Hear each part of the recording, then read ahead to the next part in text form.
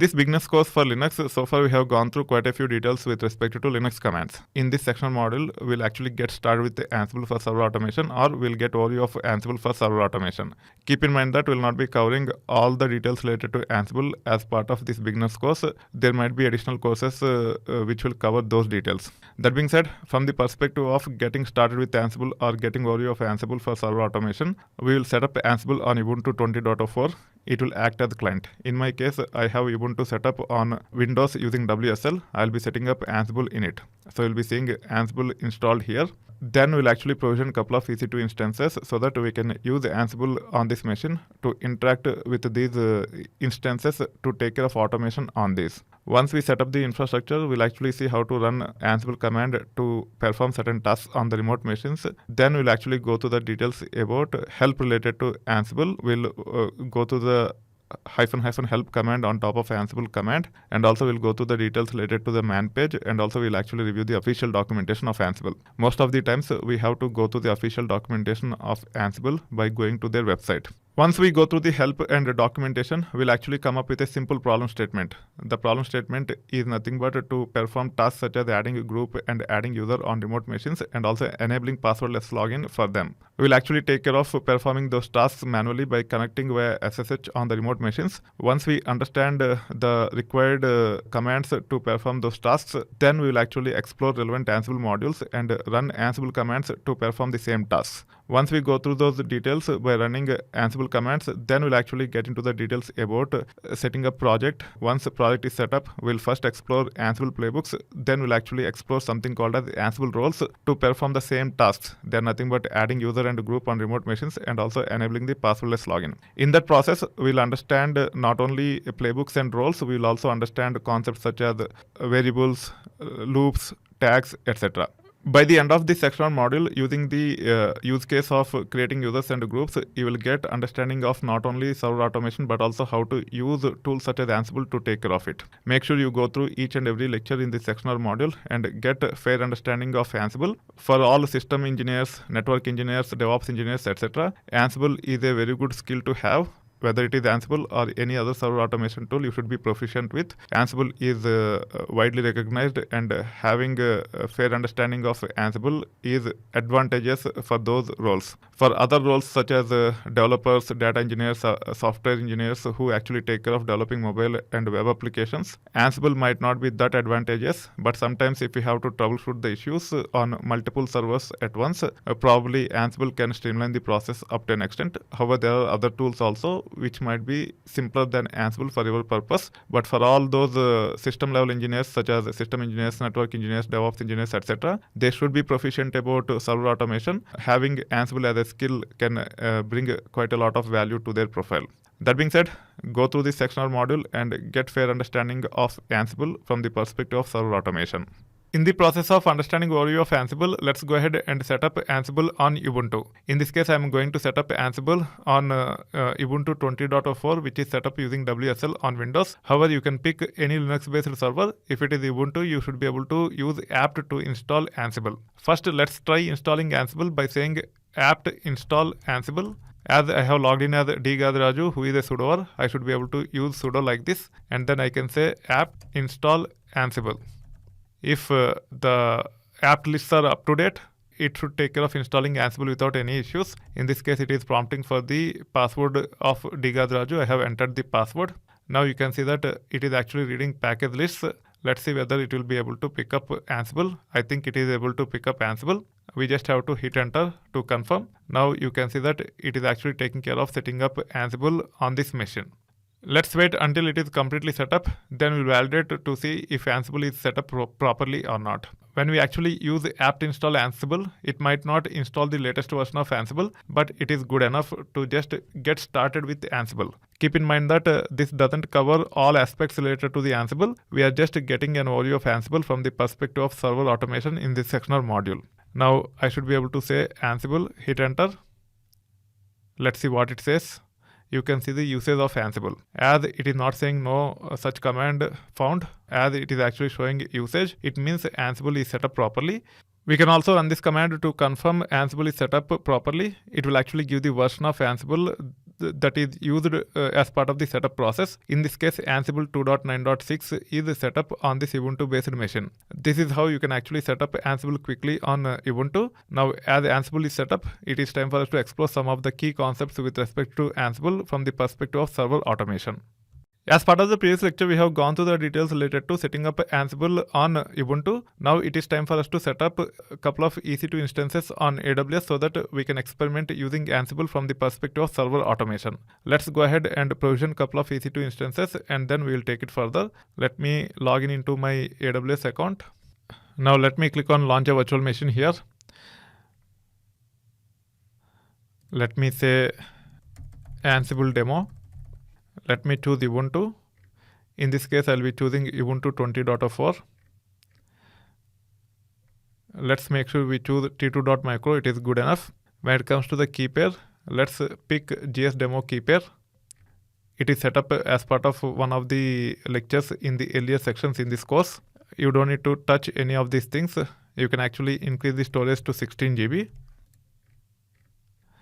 When it comes to number of instances, make sure you change it to 2, then click on launch instance. It will take care of creating the instances for us. Now let's click on view all instances to actually see the details of these instances. The filter should be based on Ansible demo. Let me search for Ansible demo here. You can see both the instances with the name Ansible demo in them. You can actually select these things and get the public IPv4 DNS. You can copy it. Now let's go to our Ubuntu machine, then say ssh-i-tilde/.ssh, then gsdemo.pem. We have used gsdemo key pair while provisioning the EC2 instances and hence we have to use this PEM file. The username is nothing but Ubuntu @ the public IPv4 DNS which is copied into the buffer. Hit enter, say yes. You can see that we are connected to this remote instance. Let's exit from here. Let's validate the other instance as well. For that, I have to deselect this, then select this, then copy IPv4 DNS, go back to the Ubuntu here, then say ssh-i-tilde/.ssh, then gsdemo.pem, then Ubuntu at the IPv4 DNS which is copied into the buffer. Say yes. You can see that we are able to connect to this EC2 instance. Once you provision the EC2 instances, make sure to connect to both the instances using SSH. It will actually facilitate you to validate whether SSH is working properly or not to the remote machines. And also, if you recollect, it have actually prompted us to confirm for the first time. Now, in the subsequent runs, whether it is a direct SSH or via Ansible, you will not be prompted to actually connect to the remote machines. For both the purposes, validate as well as not to prompt for Ansible commands, make sure you validate by connecting to these remote servers at least once. Now let me come out of it. Let's go to the details about using Ansible to manage components on the remote servers. We need to take care of quite a few steps to go to the details. I'll be covering all those details in multiple lectures in this sectional module. In the process of getting overview of Ansible, so far we have set up Ansible on Ubuntu, which is set up using WSL on Windows, and also we have provisioned a couple of EC2 instances from AWS. Now let's go ahead and run our first Ansible command by connecting to one of the EC2 instances, then we'll actually take it further. In this case, I'll be passing the DNSs of the EC2 instances inline to the Ansible command. The command will be like this: Ansible, then all. I'm actually line breaking here so that the command is readable. If you want, you can also type in one line. We should be able to say -i. Then we can specify as many IP addresses or public DNSs of our remote machines. In this case, I'm only specifying one. When you specify only one, you have to add comma at the end. Without comma, it might fail. To execute anything using Ansible on remote machines, we have to specify modules. One of the module is nothing but command. The default is command module only. If you want to specify any other module, you have to use -m and you have to specify the module corresponding to a specific command. To run standard Linux commands, you don't need to specify module. You just have to use -a and pass the arguments. However, you can also use -m and specify the command module as well. In this case, I am not using -m to specify the command module. Instead, I am saying -a and let me run hostname -f command on the remote machine. we are actually passing this as argument to the command module, which is default. Now we have to specify the user on the remote machine. For that, you can actually say -u. Then you can actually specify the user on the remote machine.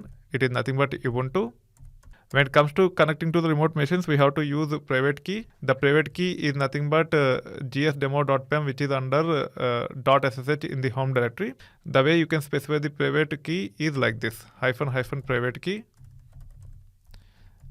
Then you should be able to specify the path of the private key file. It is nothing but ~/.ssh, then gsdemo.pem.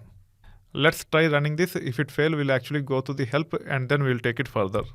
However, you can see that it have ran successfully. You can actually see the details of the server to which it have connected to, and then the output of the command which is passed using -a. -a stands for module argument. The default module in this case is nothing but command.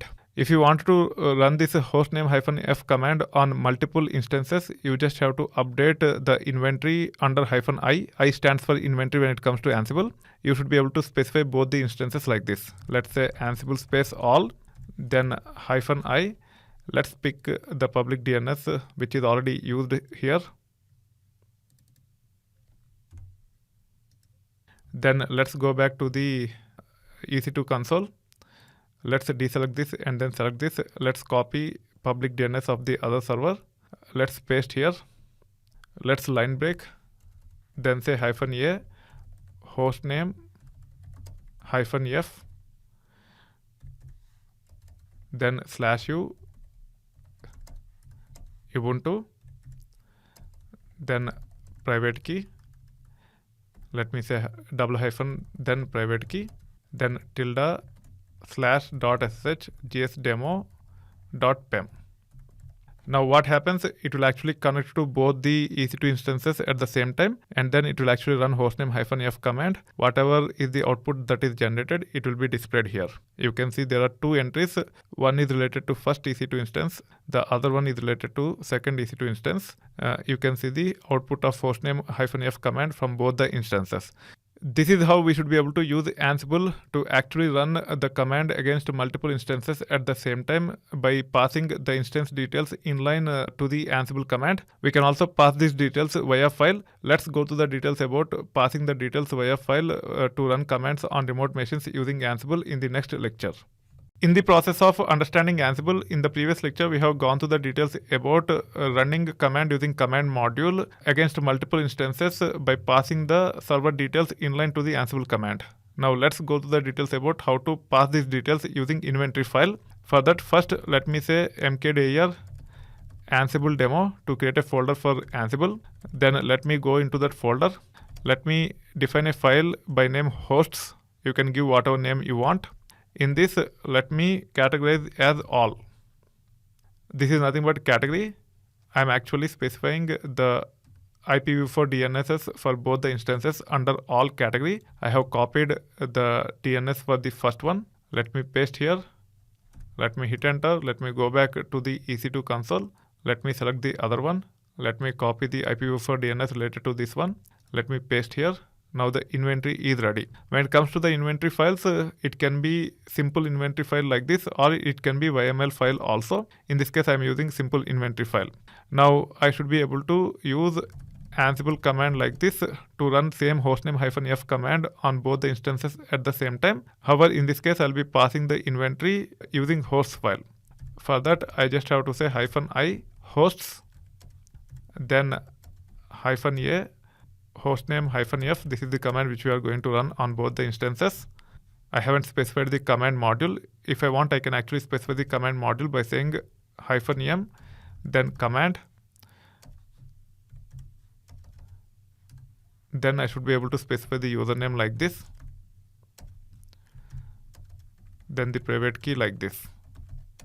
The private key is nothing but ~/.ssh, then gsdemo.pem. Now let me hit enter. It will connect to both the remote instances, and it will run hostname -f command on the remote instances. You can see the output here. This is how you should be able to use Ansible to actually connect to multiple instances and run a command on those instances In this case, the host details are actually passed via inventory file. The inventory file name is nothing but hosts. It contains the public IPv4 DNS of both the instances which are provisioned from AWS. Now let's go to the details about the help related to Ansible. We'll actually go through the usage or help and also man page, and also we'll actually go to the official documentation of Ansible as part of the next lecture. At this time, we are going through the details related to overview of Ansible for server automation. In that process, we have provisioned a couple of EC2 instances so that we can practice Ansible hands-on. We have already gone through the details about updating the host file and using Ansible CLI to perform tasks on the remote machines. When it comes to the sectional module, we'll be going through quite a few tasks to understand Ansible from the perspective of server automation. You might have to take breaks in between. If you end up taking a break for extended period of time, if you leave EC2 instances like this, even though you are using T2.micro, you might end up paying to AWS. It is because we have certain limitations with respect to free tier. You can easily saturate the credits and you might end up paying to AWS. If you have more than 2 instances, the costs can be significant as well. To make sure costs are under control, we need to stop these instances. You can come here and then select these and then click on instance state and then click on stop instance. It will take care of stopping the instances. We can also use Ansible CLI commands to actually take care of stopping the instances. In this case, you can actually see the details in the host file. We have 2 entries. They are nothing but these. Let's compare with the entries I have here. You can see here, if you look at public IPv4 DNS here, the same entries what we see here are actually added to this. We have taken care of this as part of the previous lecture. Now, to stop the instances, instead of logging into the AWS Web Console and then searching for Ansible demo and then selecting those and then going to instance state and stop the instances by clicking on stop instance, we should be able to stop the instances and control the costs using Ansible commands itself. In this case, the task which we are going to perform on the remote machines is nothing but stopping the instances. For that, there is a command called as init0. We can actually use init0 command to actually stop the instances using Ansible itself. The way we can go ahead with it is like this. You can say Ansible, then all, let me line break here, then -i hosts. Then we can use a command module. When we use command module, it is enough to pass the arguments using -a. We don't need to specify module using -m. In this case, the command which we are going to use is nothing but init0. We need to have elevated permissions to run this command. For that, we should be able to use -b. It will make sure the user become root. Then we have to specify the username. The username is nothing but Ubuntu. We can specify the username using -u. Then we have to specify the private key file name using --, private -key. The private key file name is nothing but ~/.ssh gsdemo. Now we should be able to hit enter. It will take care of running init0 on the remote machines. Let's see whether it will run successfully or not. However, it is failing because I do not have the extension .pem here. That's why it have failed. I just have to update this command by adding .pem at the end. Now you can see that the command is running. However, you are seeing this error because once the servers are shut down, they will not be able to communicate back to the client, and hence we are seeing this error. You can actually go back to the AWS console here, then refresh. You can see that both the instances are stopped. That's why when we actually filter on running, we are not able to see the instances. We can kill this as it is hung. You can also go back to this error message and confirm why it is failing from the perspective of troubleshooting. It is saying permission denied. It is saying permission denied because there is no such file or directory when it comes to this file. This is not a valid file. That's why it have failed. Now the servers are down. If you want to resume, you can actually go back to the AWS Web Console and start the EC2 instances and take it further. You will not be able to use Ansible to start the instances because to use Ansible, the servers are supposed to be up and running. Now let's go back here. Let's search for Ansible demo instances. Now let's select these and then click on start instance. You can see that the public IPv4 DNS and public IPv4 address are gone. It is because we are not using elastic IPs for these instances. You can wait until both the instances are started. You can see the details with respect to public IPv4 DNS and public IPv4 address here. You can review and confirm that these are actually changed from the original values. Now we should be able to select one of these instances, copy the public IPv4 DNS by clicking on this, go back to the host file here. Let's update the first entry. Let's go back here. Let's deselect and select other one. Let's copy the entry for the second one. Let's paste here, then come out of this. We need to make sure host file is saved. We can actually say cat host to confirm the changes. You can see the changes here. Now, if you try to use the Ansible command directly, it will try to perform host check and it can cause issues. You can use sh command once and you should be able to take care of logging in onto the remote machines by saying yes on the host check and then take it further. Also, there is another solution for this. When it comes to SSH, we can disable host check. We can actually pass those as extra SSH related arguments as part of host file using something called as host variables. Let me actually show how it will look like. Already I have created a folder for other purposes. Let me search for the host file in that folder by saying find mastering Ansible. This is the folder which contain the host files. Let me say -name, then hosts. You can see the relative path from this location for this host file. We can actually say cat, then paste, hit enter. This is how we should be able to specify the extra variables.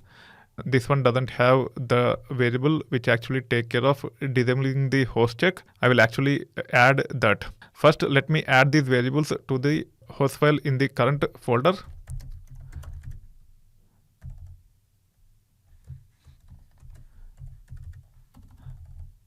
I have to make sure they are copied, they are not copied. Let me come out of this real quick and then let me copy these things. After selecting, we have to hit enter in some cases or in some systems to actually copy to buffer. In some cases, just selection should be fine. In my case, I have to hit enter after selecting to copy into the buffer. On top of these things, we also need to add another variable which actually disable host check. Let's review the details by going to the official documentation here. First, I'm going to google.com. Then I'm actually searching for Ansible inventory. As part of the search results, we should be able to click on this.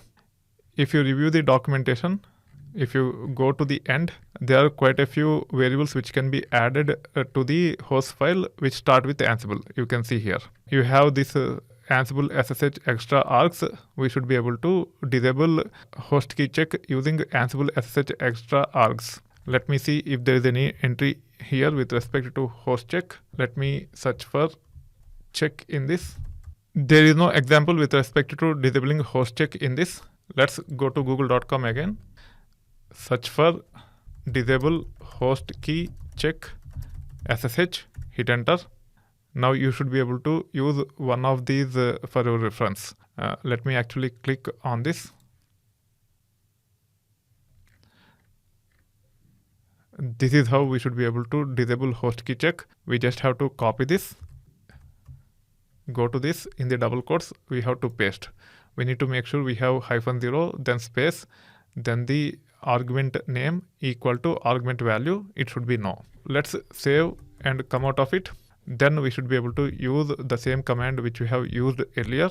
As we have updated these three variables with the corresponding values, we don't need to have -b, -u, and -- private key as part of Ansible commands. Now we should be able to clean this up by deleting all these three arguments, -b, -u, and -- private key along with the values.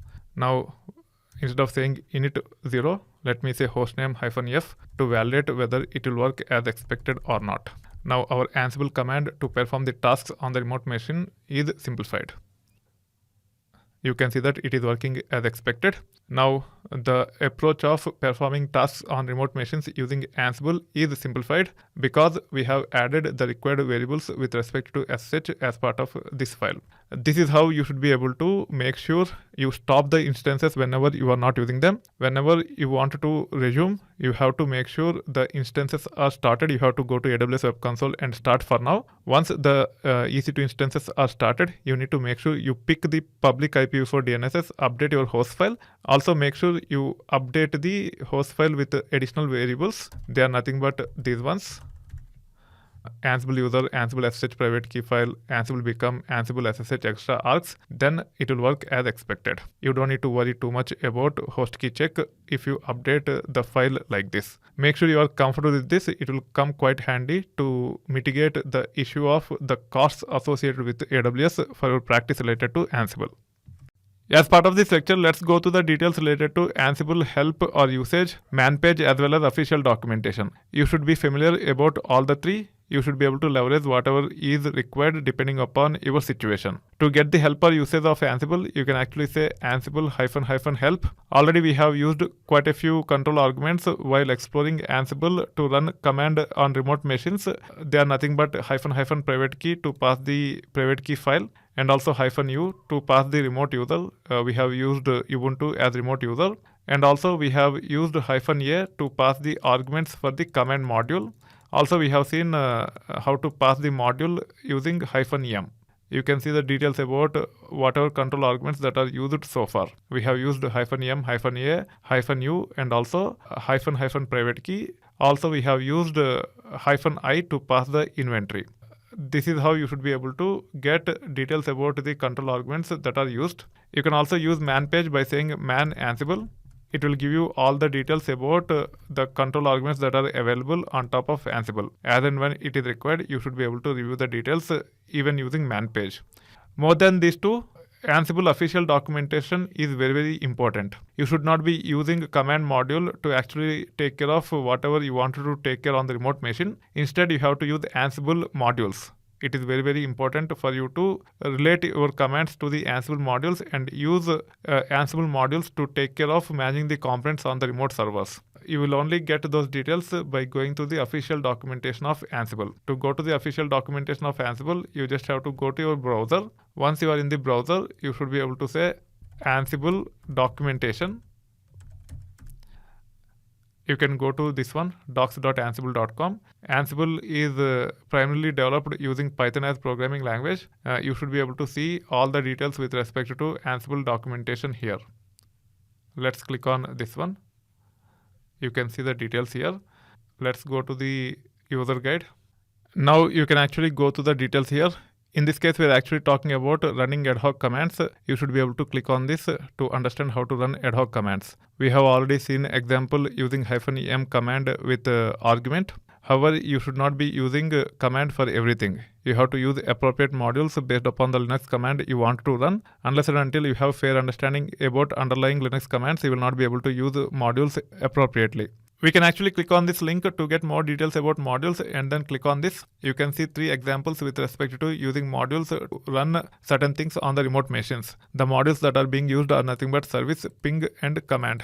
We have already seen some basic examples using command as part of the earlier lectures. We'll be seeing quite a few examples using other modules as well. Keep in mind that we'll not be using direct commands in many cases. We'll be using high-level modules like service, ping, etc. We can actually search for respective module based on the command which you want to run on remote machines, and we can start using those modules.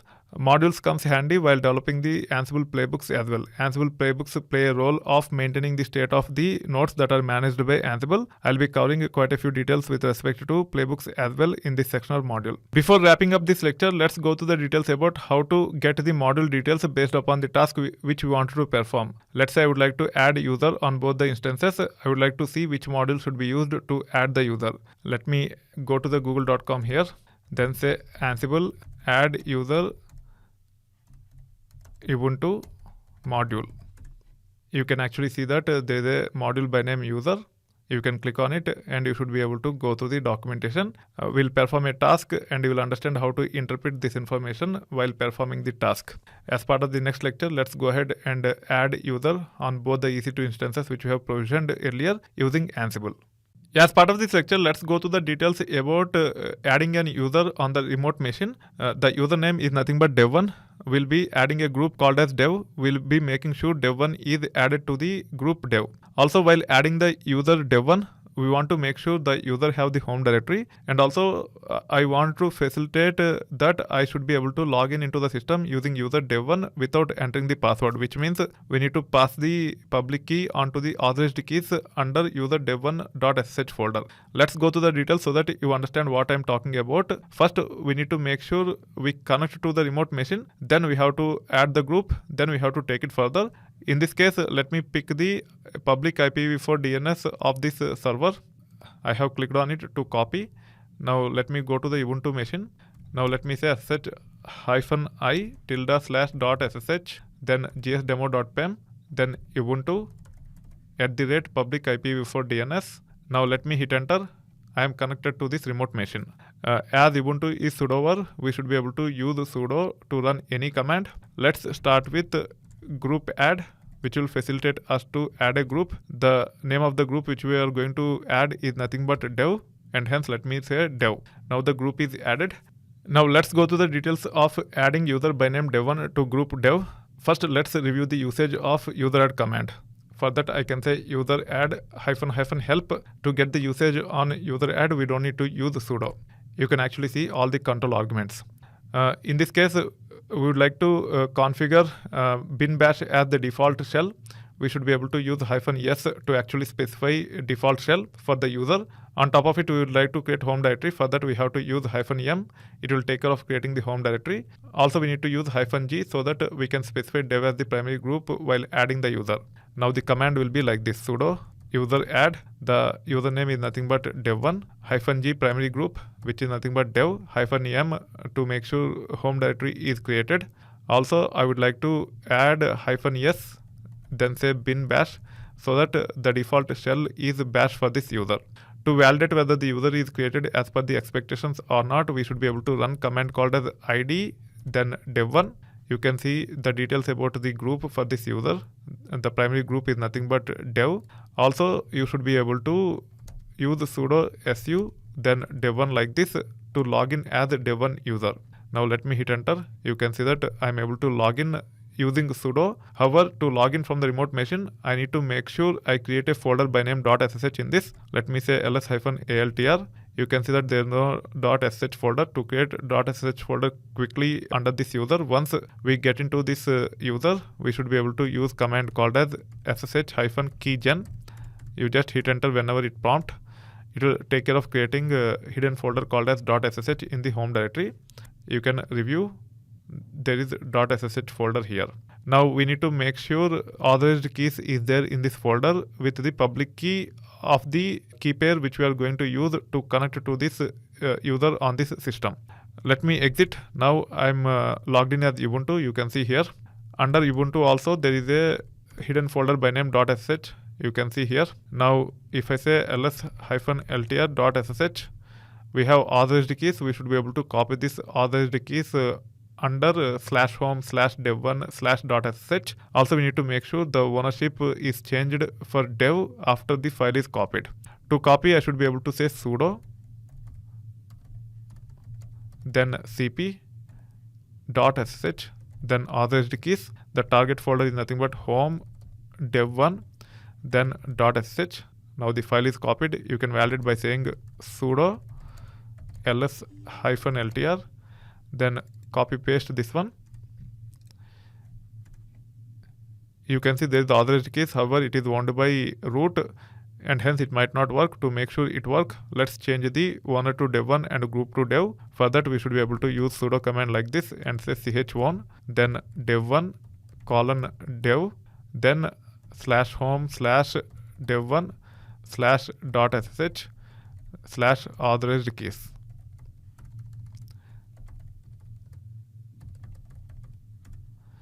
Now the ownership is changed. You can validate by running lsfn-ltr command on .sh folder. The owner is dev1, the group is dev. This is how you should be able to take care of creating the user. Let's validate whether we will be able to connect to this user on this machine using SSH from our Ubuntu based client. In this case, I'm back to my Ubuntu based system which is set up on my Windows laptop. Now I can say ssh-i /.ssh/gsdemo.pem. This is the private key for which we have authorized keys under both Ubuntu user as well as dev1, and hence we should be able to use gsdemo.pem like this while attempting to connect to the remote machine using public IPv4 DNS. In this case, the user which we are trying to use is nothing but dev1. Let me say dev1 @ let me paste, hit enter. Now you can see that I am logged in as user dev1. Now let me exit from here. Let me log in once again using Ubuntu user. Now I would like to delete both user as well as group. I have gone through the details about creating group and user so that we understand how to automate using different approaches. For now, as we have created group and user successfully, and also as we have validated, it is time for us to delete both group and user. While deleting the user, I would like to delete the home folder as well. For that purpose, I can actually say sudo user del, then dev1-r. It will take care of deleting the home directory. You can also delete the group by saying sudo group del. In this case, the group name is nothing but dev. Now if you say id dev1, it will not return anything because the user is already deleted. As we have gone through the whole 9 years of adding the user, validating the user, and also deleting the user along with the group, let's go through the details related to automation. We'll be using shell scripting as well as Ansible in relevant modules. That being said, make sure you first understand the process of taking care of tasks manually. Then you can actually think about automation using the tool of your choice. As part of the previous lecture, we have gone through the details about adding a group as well as user manually. Now let's go to the details about how to add group using Ansible on multiple instances at once. For that, we should be using appropriate module that is there in Ansible. To get the module details, you can actually go to the official documentation, or you can also Google around saying module for adding group using Ansible. You can search for this phrase. There is a module called as group. You can click on it. Depending upon your requirements, you have to make sure you use all the parameters that are specified here. You should not be using a command module, and you should not be using group add to actually take care of adding the group. Instead, you have to use group module. Under group module, you should be able to add the group, delete the group, and also modify the group. Let's go to the details about adding the group. When it comes to GID, it is optional. Even when you use group add, there is a way to actually specify the group ID. Typically, we don't use it, but in case if you want to hardcode, you can. Then there are quite a few other arguments. The required one is name. If you look at the other arguments, there are defaults associated with them. When it comes to state, the default is present. Hence, if you use group module with name without state, it will take care of adding the group if group doesn't exist. If group already exists, it might just ignore.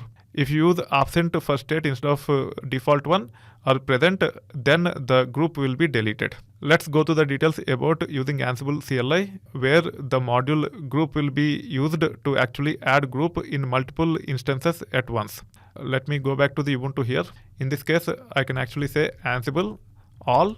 I would like to apply on all. If you look at the inventory file by saying cat hosts, you can see there is a category called as all. Underneath it, we have public IPv4 DNSs for the 2 instances which we have provisioned from AWS. As there is all here, we have to say Ansible all, then -i hosts. In this case, we have to specify the inventory file. The inventory file name is nothing but hosts, and hence I am saying hosts here. When it comes to the module, we are going to use group module. We need to pass the arguments. In this case, we just have to specify the name. We can specify the name like this. Let me say name equal to dev. Now we have to specify the username using which we want to connect to the remote instances. In this case, it is nothing but Ubuntu. We should be able to specify the username like this. Also, we need to specify the private key. To specify the private key, we can use -- private key. Then we can actually specify the path of the private key file name by saying ~/.ssh/gsdemo.pem. Now let's try running this. Let's see what happens. you can see that it have failed by saying permission denied. It is because we are trying to run a group add command by using user Ubuntu. Ubuntu cannot directly run commands such as group add. He has to use sudo. For that, we can use additional control argument called as -b. We can also specify the username by using -- become user. In this case, it is enough to pass additional control argument -b. It will take care of running the commands using sudo. Now let me say Ansible all, then -i hosts, then -m group. Group is the module name. We can specify the arguments related to a specific module by using -a. We can specify the arguments either in single quotes or double quotes. In this case, I am using double quotes. Name equal to dev, then -b, then -u Ubuntu,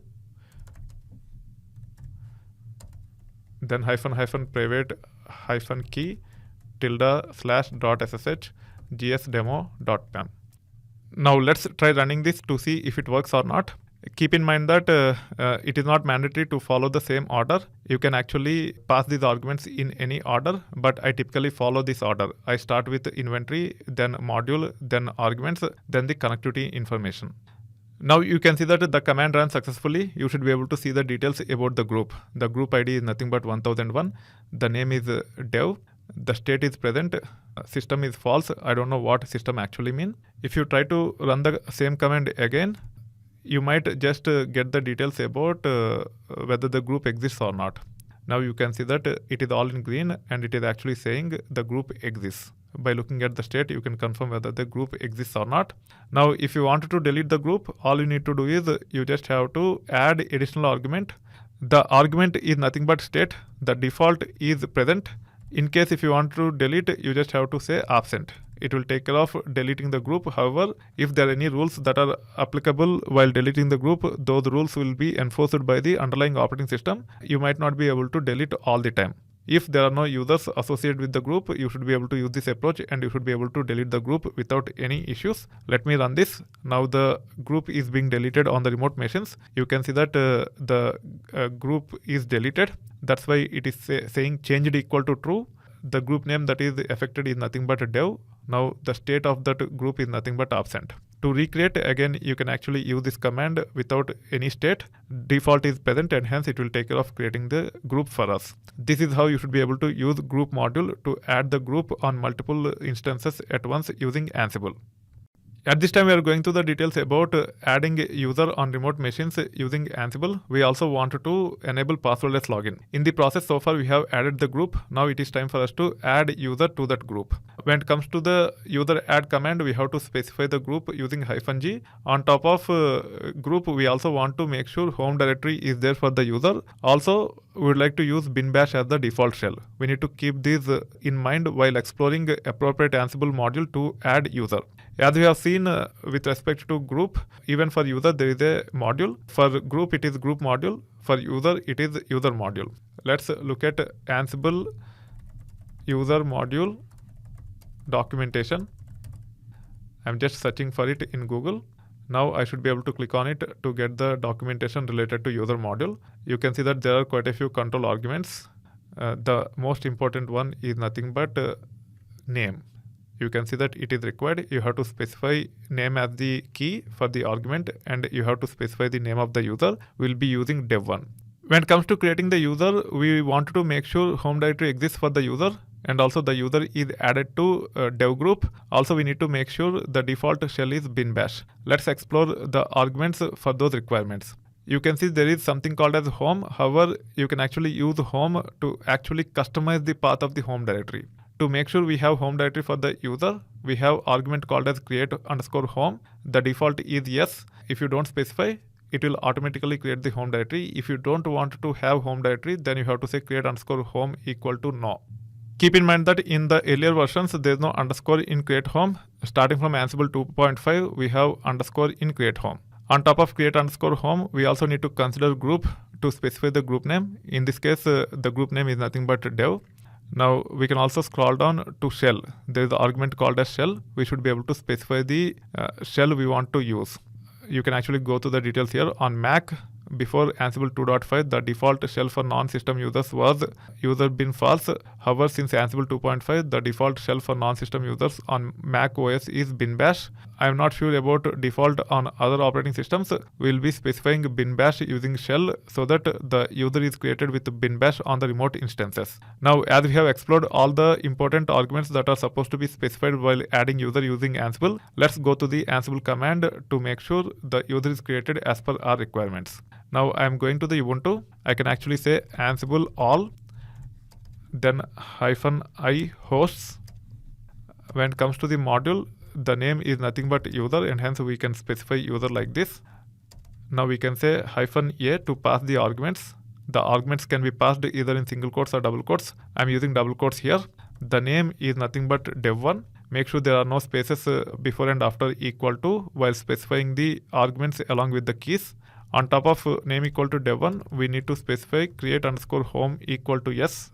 It is anyway default. Even if you skip it, it will make sure home directory is added. Then group is nothing but dev. Then shell is nothing but bin bash. Unless and until you have understanding about user add command, you will not be able to interpret these arguments, and hence having knowledge of Linux commands is very, very important for us to use Ansible effectively. Now we should be able to specify the username by saying -u Ubuntu, but I would like to use -b so that the commands are run using sudo. -b is for become. It will become a sudo while running these commands. Now I can say -u Ubuntu. To log in as Ubuntu, I can also specify the private key using -- private key. So from the local machine, it will connect to the remote machine using Ubuntu as user, and the private key file that is specified here, it is nothing but ~/.ssh, then gsdemo.pem, hit enter. Also, there are other control arguments such as state.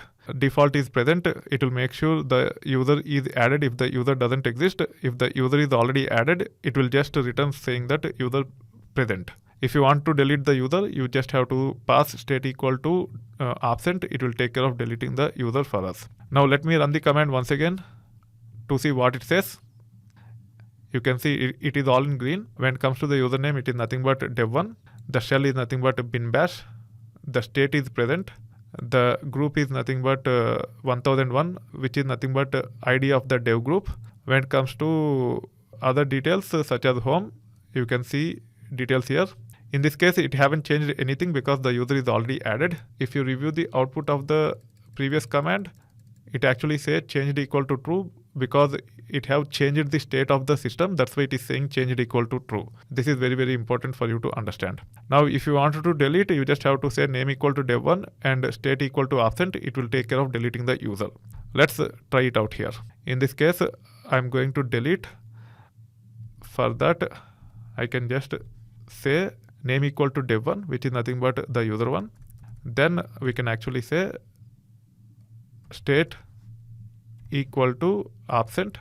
However, it might not delete the home directory. To delete the home directory, you can check if there is any control argument. Let's see delete here. There is nothing related to deleting the home directory, and hence let's see what happens when we actually use this command to delete the user. We'll validate whether the home directory is deleted or not by connecting to the remote machine or by using Ansible from the local machine itself by running appropriate command using command module. Now you can see that it is changed and the user is deleted. To confirm whether the home directory still exists or not, you can actually say Ansible all, then -i hosts -a ls-ltr/home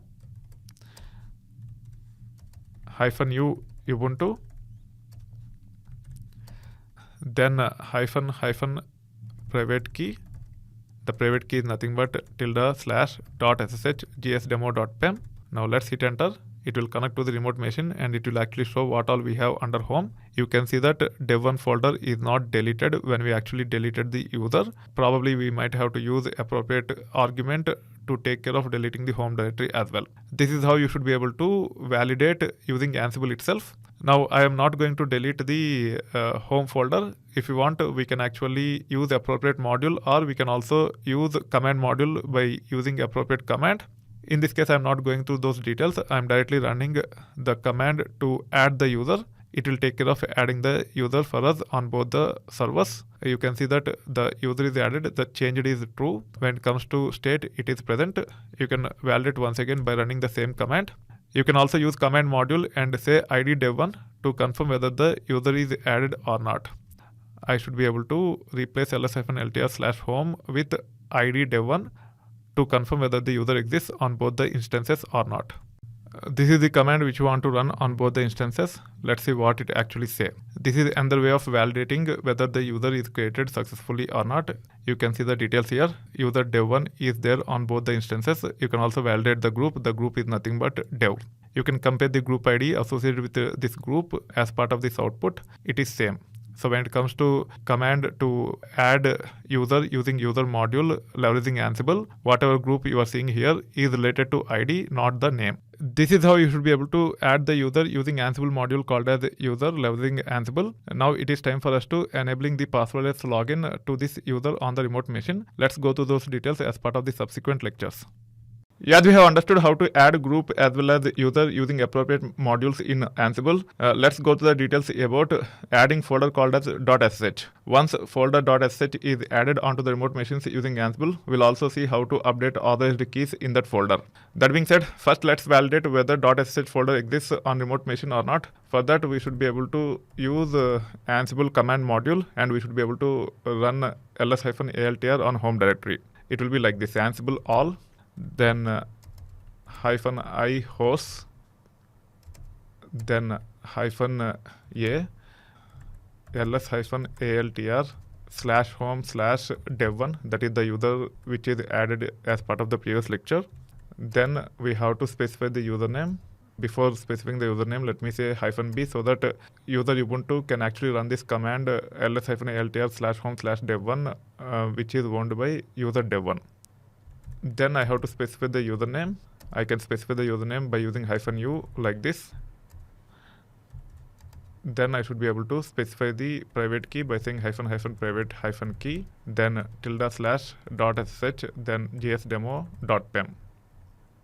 Now let me hit enter and see whether we'll be able to get the details about /home/dev1. You can see that there is no .sh folder. Now we should be able to add .sh folder. For that, we have to use a module called as file. Now let's go to the official documentation for Ansible file module. Let me open the browser here. Let me open Enter tab. Now let me actually search for Ansible file module. Let me click on this. You can get all the details related to this module. You can see that there are quite a few parameters. The mandatory parameter is nothing but path. In this case, we have to specify a path as /home/dev1/.sh. On top of path, we also need to specify state. By default, state is file, which means file will be created with the path that is specified. To make sure we create a folder, we have to use directory for state. On top of these things, we also need to make sure the owner is dev1, the group is dev. When it comes to the permissions on .sh, it should be 700. We should be able to specify the permissions using a parameter called as mode. You can see the parameter mode details here. I have already developed the command. You can see the command here. You can see that under path, I have specified /home/dev1/.sh, state equal to directory, owner equal to dev1, group equal to dev, mode equal to 700. Rest of the command is same. When it comes to the module, it is nothing but file. Now let me copy this. Let me go to the terminal here. Let me paste. Let me hit enter. It will take care of creating .sh folder on remote machine with owner dev1, group dev. When it comes to the permissions, it is nothing but 700. You can actually get the details of whatever changes that are made on the remote machines for that folder. The GID is nothing but 1001, which is nothing but group ID for dev group. The group is nothing but dev. The mode is 700, which means only owner will have read, write, execute permissions. The owner is dev1. The path that is created is nothing but this one. In this case, a directory is created under that path. Now let's go back to this ls-altr command to validate whether the folder is created successfully or not. you can see that the folder is created successfully. To make sure we can connect to the remote machines using user dev1, we also need to update authorized keys in this folder with the public key of gsdemo.pem. If you want to use gsdemo.pem to connect to the remote machines, let's take care of updating authorized keys under .sh folder as part of the next lecture. After adding user dev1 on the remote machines using Ansible, we ensured that there is a folder .sh under home directory of dev1. Now it is time for us to add authorized keys under /home/dev1/.sh so that we can connect to the remote machines using user dev1. We'll use the same private key public key combination to connect to dev1 which we are using for Ubuntu. As we want to use the same private key public key combination, we should be able to copy authorized keys of Ubuntu to dev1, and we should be able to log in onto the remote machines without any issues. Let's go ahead and use copy module to copy authorized keys of Ubuntu user to .sh folder of dev1 user. Then we'll take it further. For that, we have to review the official documentation of copy module. Let me go to this tab, then say Ansible copy module. You can actually click on this to review the details of the copy module. There are quite a few parameters here. First, we need to specify the source. In this case, the source is nothing but /home/ubuntu/.sh, then /authorized keys. You can see the source parameter here. You have to specify the path for source.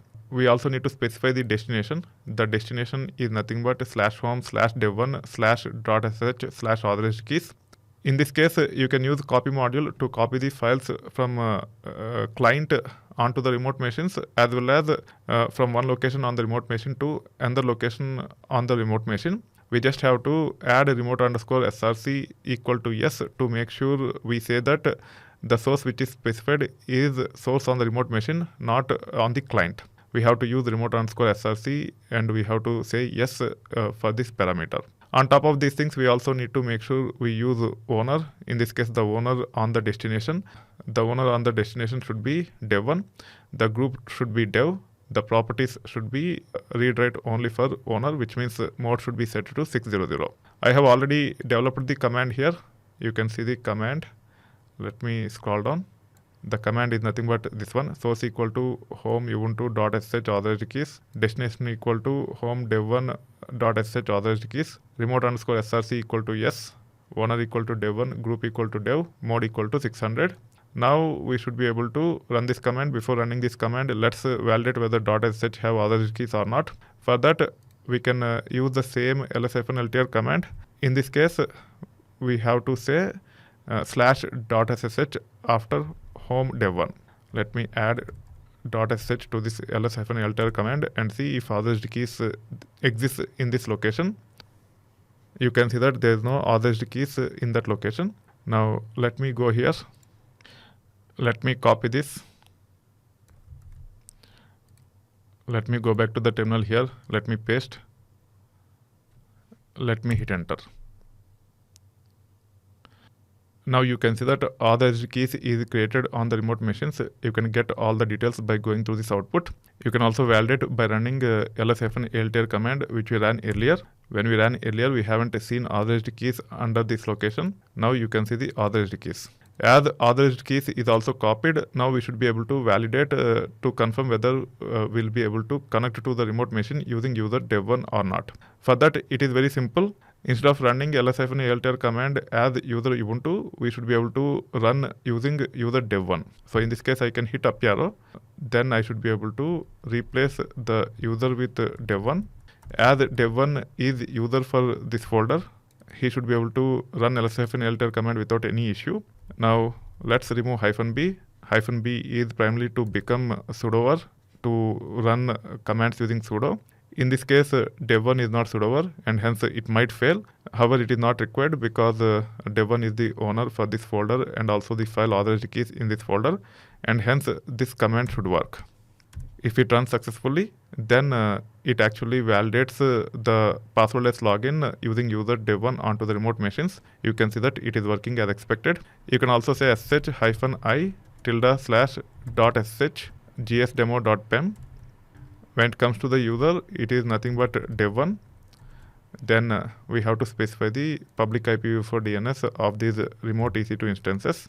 Let's try with first one. You can see that we are able to connect to that one. Now let's exit. Let's scroll up a little bit here. Let's pick the second one.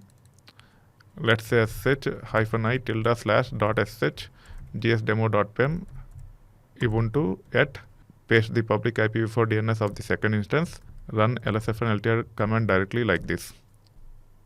You can see that it is successful, which means we have not only created user dev1, we also made sure that we have enabled passwordless login for the user dev1 so that we can connect to the remote machine without any issue. There's a mistake here. Instead of using Ubuntu, I have to use dev1 to confirm dev1 is working even for the second instance. Let's make sure we validate by running this command as well. You can see that it is working as expected, which means dev1 is successfully created on remote machines, and also passwordless login is enabled for dev1 on remote machines. That being said, we have performed several steps to take care of adding the user dev1 using Ansible CLI. They are nothing but we have added the group, then we have added the user, then we have gone to the details about adding .sh folder, then we made sure authorized keys is there in .sh folder, and also we have ran a command to validate whether the passwordless login using dev1 user is working as expected or not. Instead of running this series of commands, it might be better if we can come up with some sort of code. That's where Ansible Playbooks comes into picture. Let's go to the details about how to use Ansible Playbooks to streamline the process of running multiple Ansible commands to take care of server automation. Again, we'll be using user creation itself as the use case. Now we'll be taking care of user creation using Ansible Playbooks. Let's go to the details of Ansible Playbooks in the next few lectures in this sectional module. In the process of getting overview of Ansible, so far we have gone through Ansible commands. Now it is time for us to explore other core components of Ansible. They are nothing but Ansible playbooks, roles, etc. Let's get started with setting up the project, then we'll take it further. In this case, I am creating a project directory by name mastering Ansible. You can name the folder with the name of your choice. Let me say cd mastering Ansible. Let me run ls-ltr. It confirms that there are no files and folders in this folder. That being said, as of now, I'm actually using Ubuntu that is set up using WSL on Windows. We should be able to use Visual Studio Code on Windows with remote development extension to take care of developing using this folder in Ubuntu, but using Windows as the main system. Let me launch Visual Studio Code here. If you are using Mac, you don't need to worry too much about these things. You can directly set up Ansible using a Mac terminal. Then you should be able to use Visual Studio Code directly. You don't need to have remote development extension kit to take care of developing Ansible related code. However, you might be able to even set up Ansible on Windows and take it further. But setting up tools like Ansible on Windows can be counterproductive. That's why I have set up Ansible on Ubuntu that is set up using WSL on Windows. Also, I have set up Visual Studio Code along with remote development extension kit. We should be able to use Visual Studio Code with remote development extension kit to connect to Ubuntu that is set up using WSL on Windows, and we should be able to develop our projects without any issues. Now let me click on this. Then let me say new WSL window. Let me click on open folder. You can see that it is connecting to Ubuntu 20.04. Now let me go to the home folder. The home folder is nothing but /home/dgadraju. In this, I have created Ansible demo folder. Let me go to that Ansible demo folder. In that, I have mastering Ansible. Let me click on it. Then let me click on OK. Now the project folder that is created under Ubuntu that is set up using WSL is opened by Visual Studio Code that is set up on Windows. Now let's click on a new file to create a new file in this project folder. In this case, I'll be clicking on text file. I'm going to create a text file. Now I should be able to hit Ctrl S to save. We should be able to give the name to this file. I'll be naming it as hosts. The hosts file will act as the inventory. In this case, let me click on this to create a new folder under the project folder. The folder name will be manage users.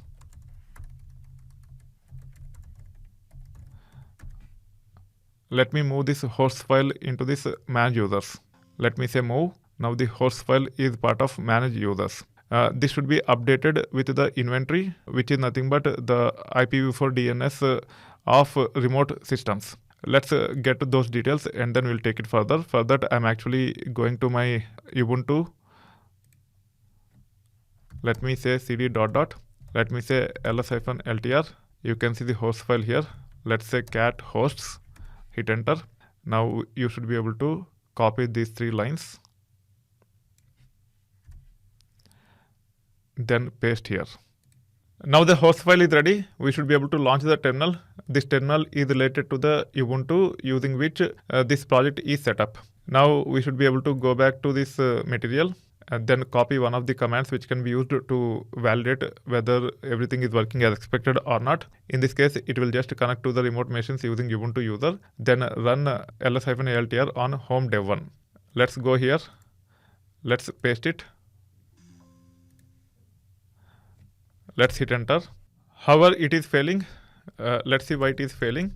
You can see that there is no inventory file in this location. That's why it is failing. The inventory file is under this folder. However, there is a typo in this folder name. Let me rename this folder by saying manage-users rather than manager-users.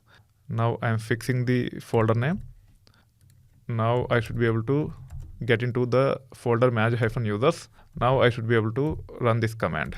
This time it should work without any issue. However, it is still failing, saying provided list is empty. Let's validate by saying cat hosts. It is not returning anything because the file is not saved after adding these entries. I need to make sure the file is saved. Now the file is saved. Now let me run this command to confirm whether the inventory file is working or not. This time the command ran successfully. You can validate the output here. It means the inventory file is right. As we are ready with the project, let's go to the details about developing our first playbook. I'll be covering those details as part of the next lecture. As the project is set up successfully, let's go ahead and develop our first playbook. First, let's exit from the terminal. Now under manage-users, let's create a new file. I'll be naming this file as pbdemo.yml. YML is the extension for YAML files. One of the ways to develop Ansible playbooks is by using YAML. Now you can actually start with 3 hyphens like this. Then you should be able to specify the comment saying first playbook to manage users. Now here you can actually say hosts. In this case, you have to specify all. Whatever is there as part of our inventory file, we can actually specify that category. As we have only one category all, we have to specify all here. Then on all the hosts, we want to perform several tasks, and hence under hosts, we need to have tasks. Under tasks, we can have as many tasks as we want. In this case, eventually we'll be managing users and hence we'll be having multiple tasks. For now, let's go ahead and define one task. To make sure we are following right syntax, let's go to the official documentation of Ansible Playbook, then we'll take it further. Now I'm actually going to the browser. In this case, I can say getting started with Ansible Playbook. Now we should be able to click on this. Let's look for the playbooks here. We can click on working with playbooks. We can click on example playbooks here. You can see that there are quite a few examples. We should be able to pick whatever we want. In this case, I'll be picking MongoDB. When it comes to this, you can actually go to the playbooks and click on this to see the example playbook. You can see here, we have specified hosts. However, the syntax is not right. We have to add hyphen and space at the beginning. Now let's go here. Let's make sure we add hyphen and space.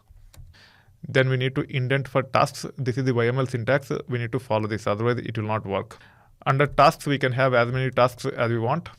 As part of this example, it also have remote_user. In this case, you can ignore for now. We don't need to use this one. As part of the tasks, you see there is a name and then there is something. This something is nothing but the Ansible module. Depending upon our requirement, we have to specify the module here. After specifying the module, we have to specify colon, and then we have to pass all the parameters with the appropriate values. When it comes to Ansible modules, already we have seen quite a few modules while running Ansible commands. We should be able to leverage that knowledge to actually define tasks in Playbook. Let's review one of the commands which we have ran earlier. You can review this one. In this case, we are using file module. These are the arguments to create a .sh folder under /home/dev1. Let's go ahead and create a folder by name folder1 under /tmp. This time we'll be using Playbook rather than the command. Let me go to the Visual Studio Code here. Under this, first we need to specify the name. When it comes to the syntax related to the name, we need to indent within tasks. Let me hit a tab here. Now let me say -name create folder1 under /tmp.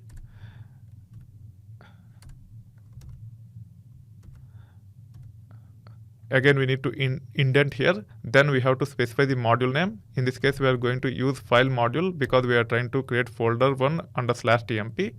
It takes several arguments. The first argument is nothing but path. In this case, it can be tmp folder1. Owner is nothing but Ubuntu. Let's give the mode as 755. On top of path, owner, and mode, let's also add state. We need to say state equal to directory so that a folder or directory is created with the path that is specified using path argument for file module. Now we need to make sure it is saved. Once it is saved, to validate, we should be able to launch the terminal. Once the terminal is launched, we need to make sure we are in the right folder. In this case, let's get into the Mange users folder. Now we should be able to use command called as Ansible Playbook or Ansible Playbook. Either of them will work. Once we say Ansible Playbook, we don't need to specify the category because as part of the playbook, we have the category already defined. You can see and confirm. And hence, we can directly get into the specifying the inventory file. The inventory file can be specified using -i, the same way what we have seen earlier with the Ansible commands. Once we specify the inventory file using -i, we should be able to specify the user using which we want to log in onto the remote machines to run the tasks that are defined as part of the playbook. We also need to specify the private key file using -private key. All these are similar to what we have done with respect to running Ansible commands earlier. In this case, the path of the private key is nothing but ~/.ssh, then gsdemo.pem. After specifying all these control arguments, we need to specify the playbook name. The playbook name is nothing but pbdemo.yml. Now let's hit enter. Let's see whether it will be executed or not. It seems to be executing. Let's wait until it is completely executed. Now the command ran successfully. Let's validate by saying Ansible, then all, then -i hosts, then -u Ubuntu, then --private key with the private key file name. I need to specify the command using -a. Let me specify the command by saying ls-ltr /tmp/folder1. Now let's run this to confirm whether the folder1 is created on the remote machines or not. If the folder1 is created, that means the execution of our playbook is successful. You can see that it have ran successfully as we have ran our first playbook. Let's improvise this playbook itself to define all the tasks that are relevant to add user with passwordless login. I'll be taking care of those details as part of next lecture. As part of the previous lecture, we have gone through the details related to creating Ansible Playbook and also validating it. To validate, we have used Ansible Playbook command like this. As part of this Ansible Playbook command, on top of host file and also the playbook file name, we have specified additional control arguments such as -u, -private key to pass the credentials. If we can avoid it, it will be better. One of the ways to avoid it is by adding variables to the inventory file. Now let's go to the browser. In this case, I'm in the browser. Let's search for Ansible variables for SSH. We should be able to go to this link, how to build your inventory. Now let's scroll down. There is quite a lot of information in this, which is very, very important. The information which you should be looking to avoid passing credentials while running Ansible Playbook commands is towards the bottom of it. These are the variables which are supposed to be added. The way you can actually add these variables to the inventory file is like this. In the inventory file, you can define a category by saying all vars. Then you should be able to specify the variables. You have to follow certain syntax to actually specify the variables. For username, it is Ansible _ssh _user. For private key file, it is nothing but Ansible _ssh private key file. Let's pick Ansible user first. Let's paste here. Let's also pick Ansible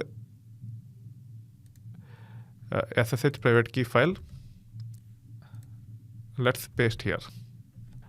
When it comes to the Ansible user, let's see whether it is Ansible user or something else. I don't think it's Ansible user. Let's review the other details as well. We have Ansible host, port, user, password, then SSH private key, SSH common arguments.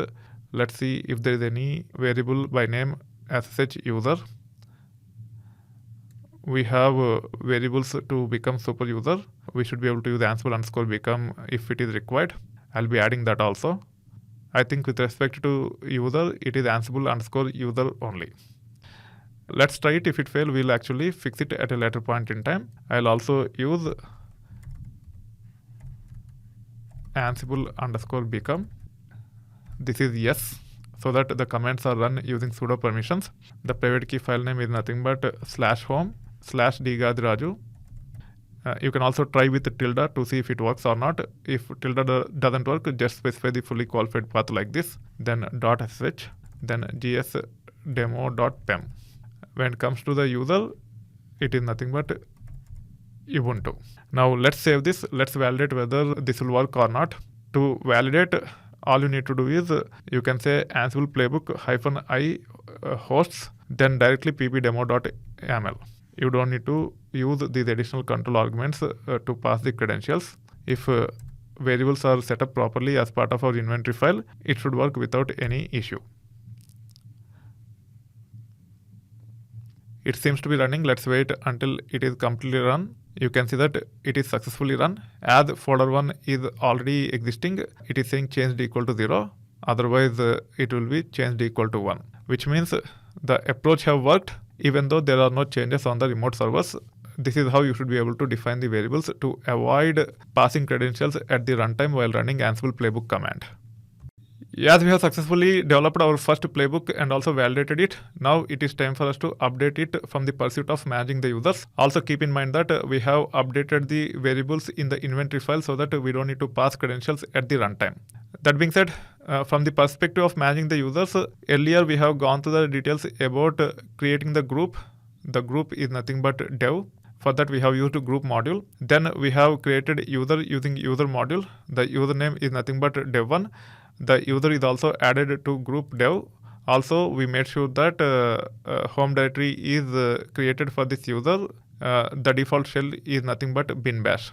After that, we have gone to the details to add .sh folder and then add authorized keys in this .sh folder so that passwordless login is enabled for this user. So we have executed 4 Ansible commands to set up the user. The first one being this one to add the group. Now using this knowledge, we should be able to come up with the playbook. In this case, let's start with name as create group by name dev. The module which is supposed to be used is nothing but group. The parameter which it take to add group is nothing but name. We have to specify the name of the group. It is nothing but dev. Now we can define another task in parallel to this task under tasks. Now the second task is nothing but create user by name dev1 in group dev. The module that is supposed to be used is nothing but user. I can actually copy paste the parameters from here. These are the parameters that are used for creating the user, and hence we need to copy paste these parameters along with the values. And now let's go here. Let's paste. Then we took care of adding a folder. The folder name is nothing but .sh.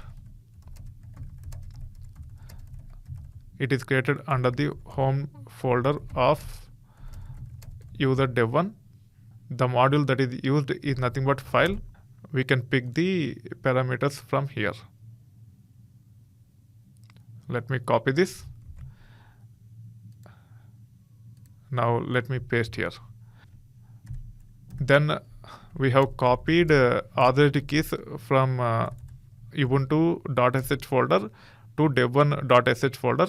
Let's say copy authorized keys from /home/ubuntu/.sh to /home/dev1/.sh.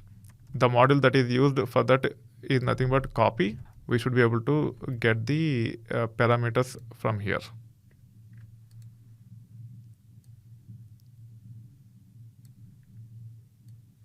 Let me copy this.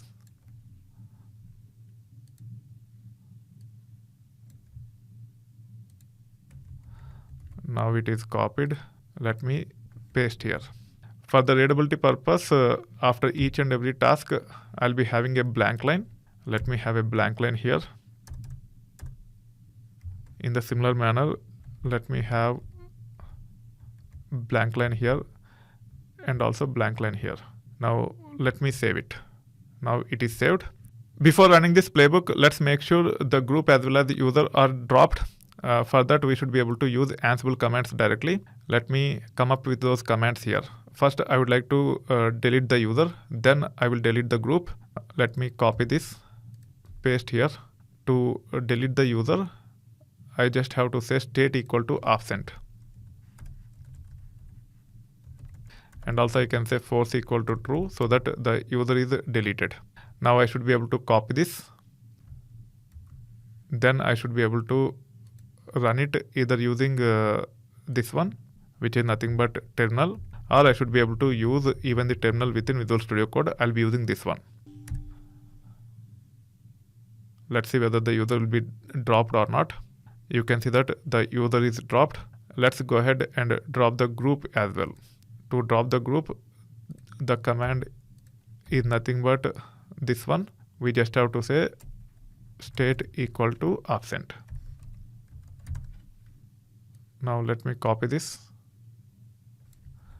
Let me go to the terminal here. Let me paste. Now the group also should be deleted. Once the user and the group are deleted, now we should be able to go here. Let me move this little bit up. Now we should be able to clear the screen by saying clear. Then we should be able to run Ansible Playbook command like this. Ansible Playbook, then -i host pbdemo.yml. Now it will take care of running all these tasks on the remote machine one after the other. You can see that first it have created the group, then it have created the user, then it have created the folder, then it have copied the authorized keys as well. To validate, we should be able to either run Ansible command itself, or we can actually run sh command also. Let me go back to the terminal here. Let me search for sh command which I have used earlier. I would like to validate whether I am able to connect to the remote machine using dev1 as user and then run ls-ltr command or not. This is the command which I can use to validate. Let me hit enter. You can see that it didn't throw any error. However, the home folder for this newly created user doesn't contain any files. That's why we are seeing total 0. You can also improvise on it by saying ls-altr. Now you can see all the hidden folders and files owned by this user called as dev1. This is how you should be able to take care of using playbooks to streamline the process of managing server state. That's where Ansible comes into picture. As we have understood how to develop the playbook, now let's go to the details related to roles. Also, we will see the details related to tags once we understand the concepts related to the roles. As part of this section module, we are going through the details related to overview of server automation using Ansible. In that process, we have understood how to perform tasks on remote machines using Ansible as well as Ansible Playbook. In both the cases, we have used something called as Ansible modules. Now let's go ahead and explore roles. Roles is extension to playbooks. We typically use roles to modularize playbooks to take care of server automation associated with our projects. That being said, to create folder structure to come up with role, either you can directly create folder in your working directory, then take it further, or you can use tools such as Ansible Galaxy. In this lecture, let's go ahead and set up folder structure using Ansible Galaxy. For that, you have to launch the terminal. I have launched the terminal. You can see that I am under mastering Ansible folder, which is nothing but this one. In that I have Mange users. I would like to create folder structure for the role under Mange users. Let me go to Mange users folder by saying cd manage-users. To use Ansible Galaxy, you don't need to set up anything extra. As long as you set up Ansible, Ansible Galaxy also should be available. You can actually say Ansible-Galaxy, then --help to get the help related to Ansible Galaxy. When it comes to Ansible Galaxy, either you can use collection or role. Collection is typically to manage Ansible Galaxy collection. Ansible Galaxy collection is nothing but a repository of reusable roles that are developed over a period of time. For now, we are going to create our own role, and hence we have to use role under Ansible Galaxy. We should be able to get the help on Ansible Galaxy role command by saying Ansible Galaxy role --help. You can see several subcommands or actions related to Ansible Galaxy role. They are nothing but init, remove, delete, list, etc. For now, we need to focus on init. It will take care of creating the base structure for the role. The role name will be users. Let's go ahead and use init to actually create the folder structure for a role called as users. For that, we just have to say Ansible-Galaxy, then role init, then the role name, which is nothing but users. Now you can hit enter. The role users was created successfully. You can say ls-ltr. You can see the users folder. You can also see the folder here. You should be able to say find then users.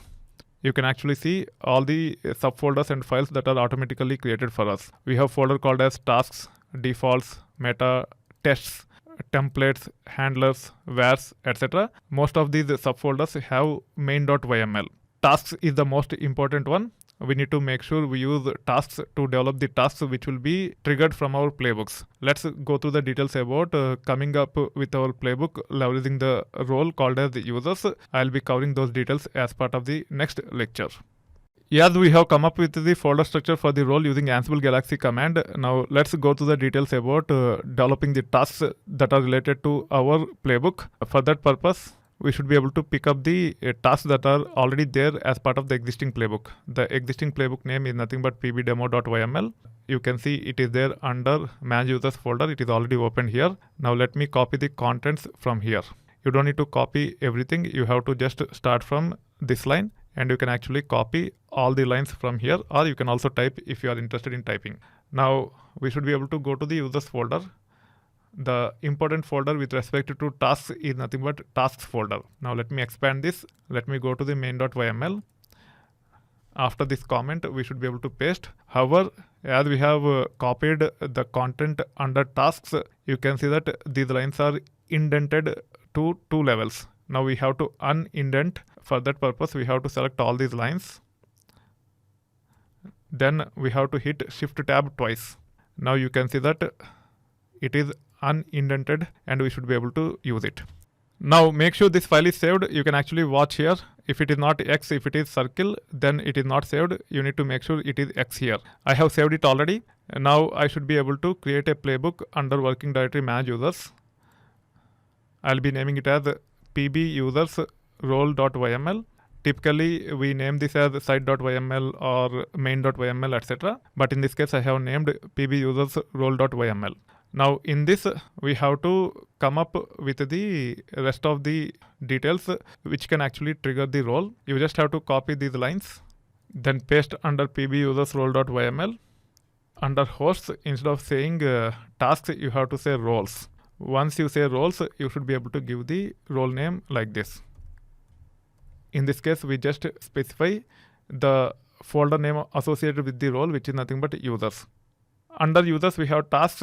Main.yml is the one which contains the tasks. We don't need to specify the details about tasks and main.yml. When we specify the role name here, when we try to run this, it will automatically pick the tasks that are defined in main.yml.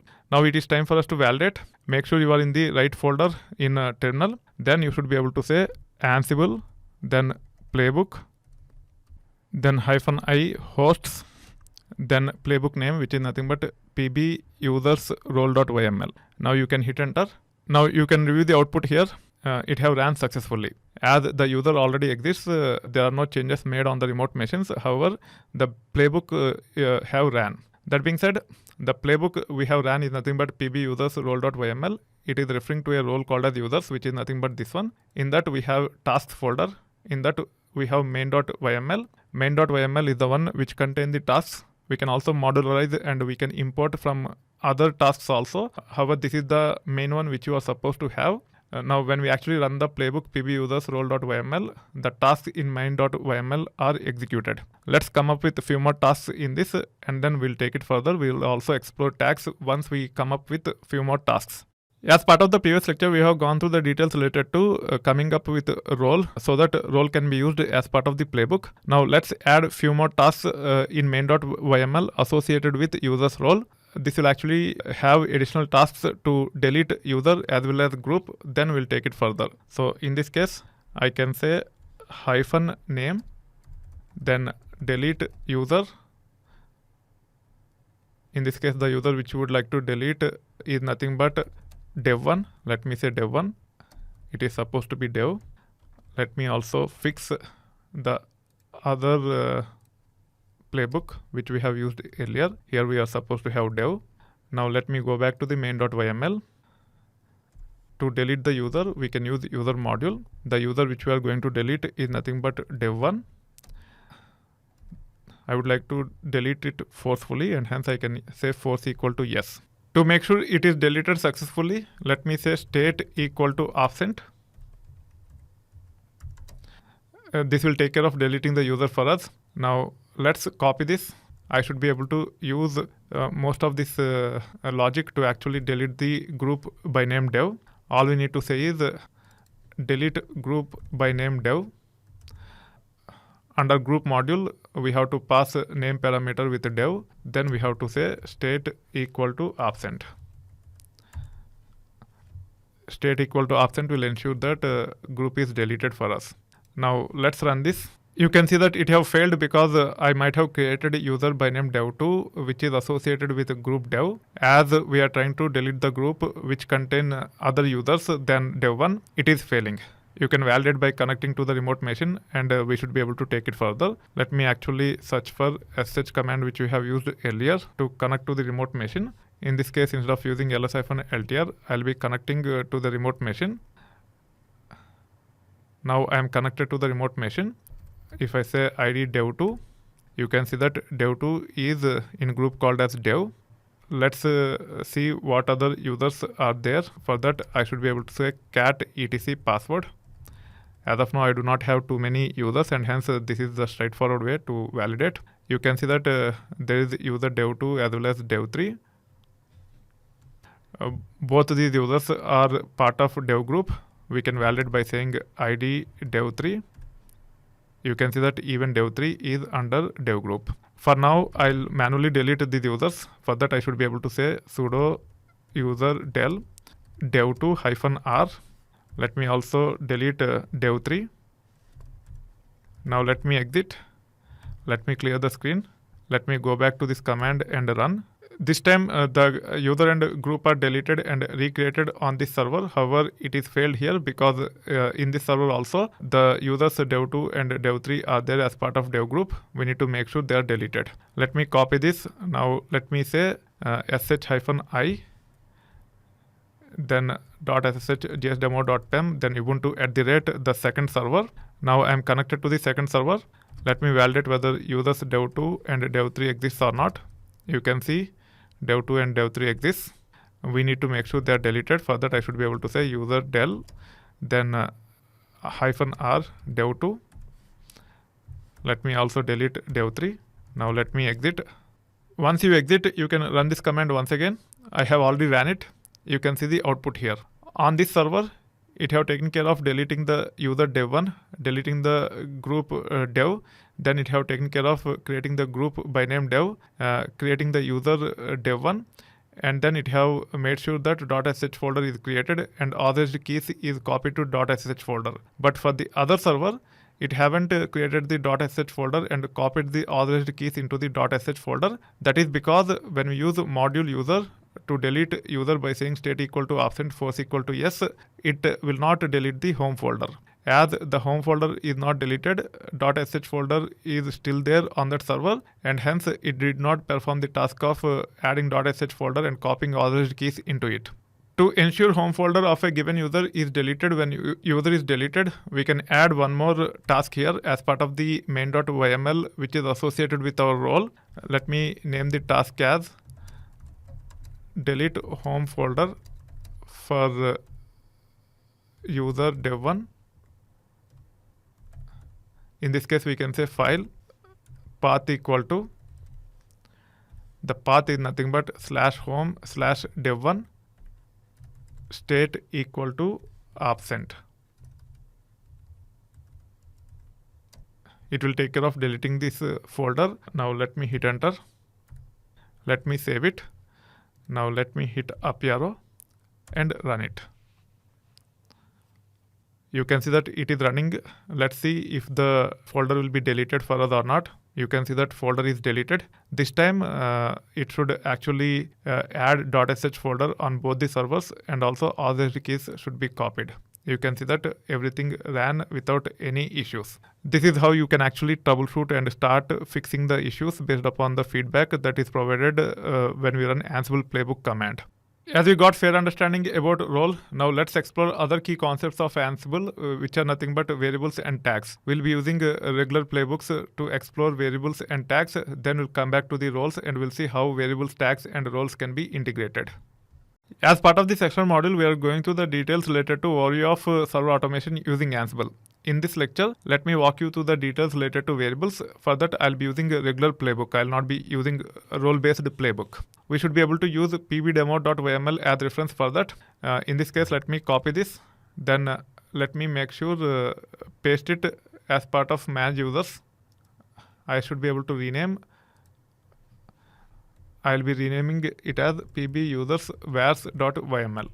As the playbook is ready, let's go ahead and update this with variables. But before going ahead and updating with variables, let me go to main.yml. Let me copy these things. Let me paste as part of pbusers vars.yml. It is because I would like to delete the user and group before adding them back again. Now I have pasted these additional tasks. However, the tasks are not indented properly. I need to make sure they are indented. I just have to hit tab twice, and I need to make sure all these are in the same consistent fashion. Now I should be able to define the variables anywhere. However, as per the natural order, it is better to define after hosts here. I can say vars. I should be able to define as many variables as I want. Let me define two variables by name group. The value for the variable is nothing but dev. The other one is nothing but user. Let me say dev1. Now let me save it. Now we are saying delete user by name dev1, name equal to dev1. Instead of providing hard-coded value, we can actually define variable name here. The variable name is nothing but user. Even here, we have to say user. Let me copy this. Now let me paste here. Let me save it. Let me select. Then let me use Control F. Instead of using Control F, we should be able to use Control R, I guess, for replace. It's Control H. So let me use Control H. I would like to replace this with user like this. Now I can hit enter several times to actually replace dev1 with user. Now dev1 is replaced with user in all the places in curly braces. The way you can refer to variables is like this. Whatever value that is there as part of the variable will be used at the runtime. Now I also need to make sure dev is changed to group. here it should be group. Now I should be able to replace group everywhere. However, as part of the replacement, I have even replaced the values here, which is not right. This one should be dev. This one should be dev1. Now let me save it. To validate whether it is working as expected or not, you should be able to launch the terminal. Then you can actually go to manage users folder. Then you can actually say Ansible-Playbook -i hosts, then pb users vars.yml. Now you can hit enter and see whether it is working as expected or not. You can see that the user is being deleted, then the folder, then the group, then group is created, user is created. Now .ssh folder is created, authorized keys is also copied. Everything have worked as expected. Now it doesn't make sense to replace a group and user to create a different group and user. You should be able to pass the variables at runtime. One of the ways to pass the variables at runtime is by using argument called as extra args as part of Ansible Playbook command. You can actually say Ansible-Playbook, then --help to get the usage. If you scroll up here, there should be a control argument called as extra args.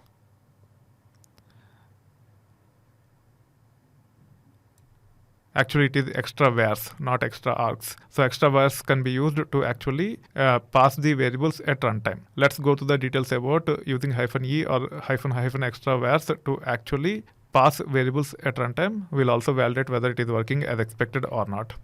For that, let me clear the screen here. Now the screen is cleared. Let me line break here. Now I should be able to say Ansible-Playbook, then -i hosts. Either we can say -e or --extra args or extra vars, not extra args, it is extra vars, which is nothing but extra variables. Now we should be able to specify all the variables along with values like this. Group, let's say QA, it has to be equal, then space, then user, let's say QA1. So in this case, we are trying to delete and add user QA1 and QA in case if they exist. If not, it will just add the group and user. Now let me hit enter. Then specify the playbook. In this case, the playbook is nothing but pb users vars.yml and run it. It have attempted to run using the variables that are passed using -e or --extra vars. However, it have failed because after deleting the user QA1, still there are other users in group QA. We should be connecting to those remote machines, delete the other users, then it should be fine. Let's use Ansible itself to actually delete the other users and then we'll take it further. In this case, I can actually say Ansible, then all, then -i hosts. Then let me actually run command called as id, then QA2 to see if QA2 exists on both the hosts or not. Then I should be able to say username, which is nothing but Ubuntu, then --private key ~/.sh, then gsdemo.pem. First I am checking the username QA2. Once I check for QA2, I will also check for QA3 to see if QA3 also exists. If these users exist, first I will drop them, then I will take it further. So in this case, I can say QA3, hit enter. QA3 doesn't exist. Now to delete QA2 from both the hosts, again I should be able to use Ansible command like this. Ansible all, then -i hosts, then -m user. I'm going to use user module. The arguments are nothing but name equal to QA2, state equal to absent, force equal to true,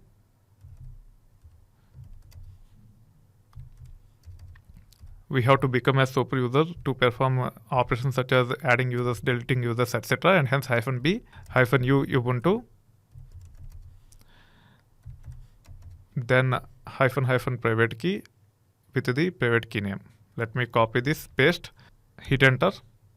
Now the user should be deleted from both the hosts. As the user is deleted, now this command should work without any issue.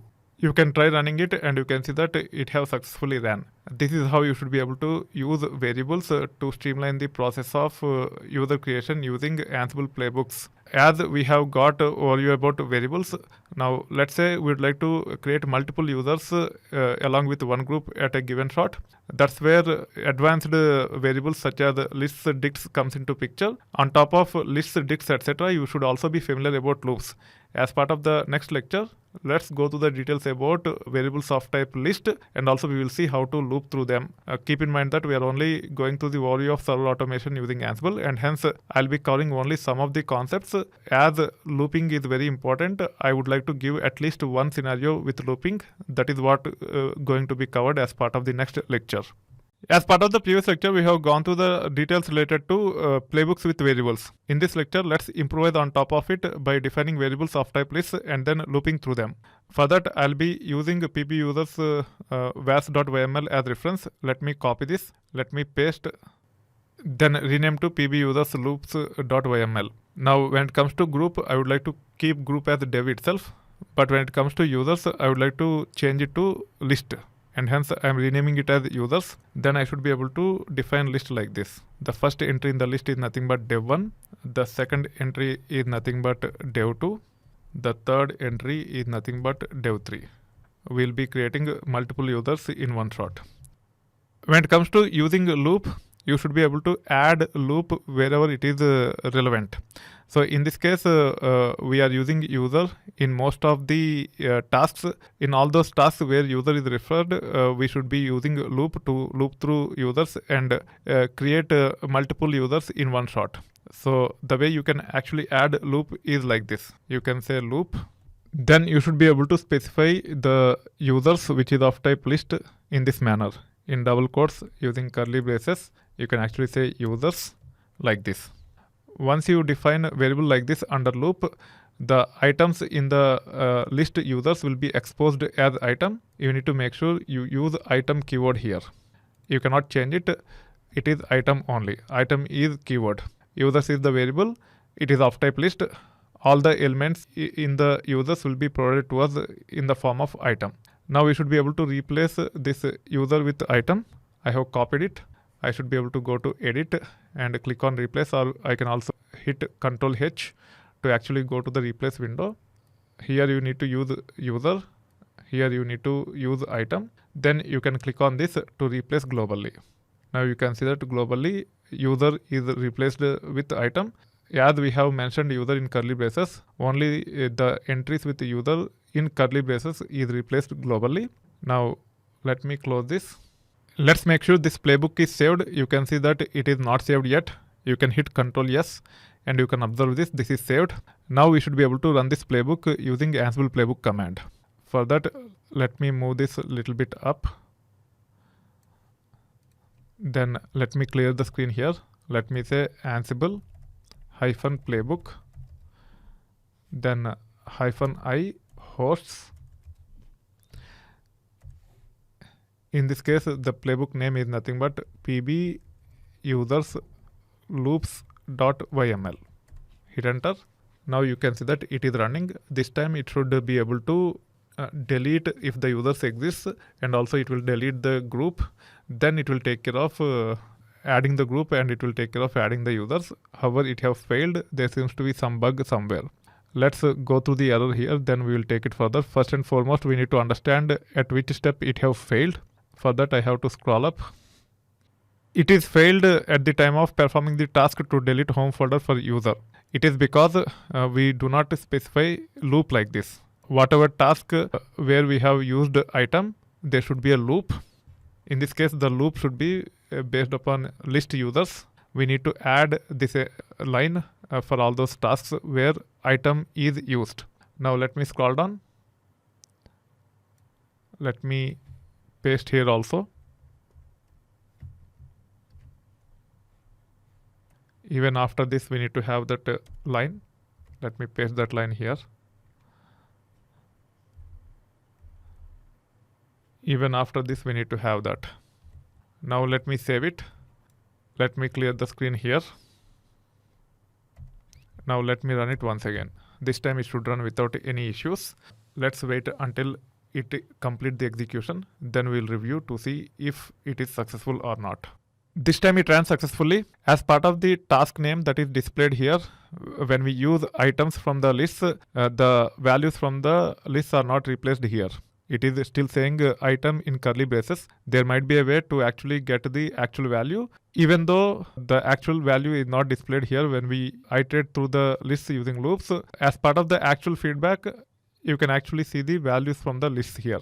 This is how you should be able to use variables of type lists and loops to iterate through them. Now it is time for us to explore tags. Again, tags is an extension to the playbooks. It will facilitate us to perform only certain type of tasks based upon our requirement. Let's go to those details as part of the next lecture and understand the relevance of tags when it comes to Ansible playbooks. As part of the section module, we are going through the details about value of Ansible for server automation. So far, we have gone through quite a few Ansible key concepts. In this lecture, we'll actually go through the details related to tags. I'll be using PB users loops as reference, and then I'll take it further. As we are doing, let's copy this.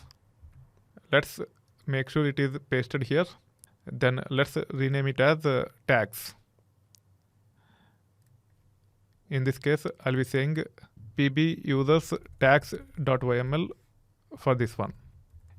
As we are ready with the baseline playbook, which is copied from PB users loops, let's understand the relevance of tags first before improvising this playbook with tags.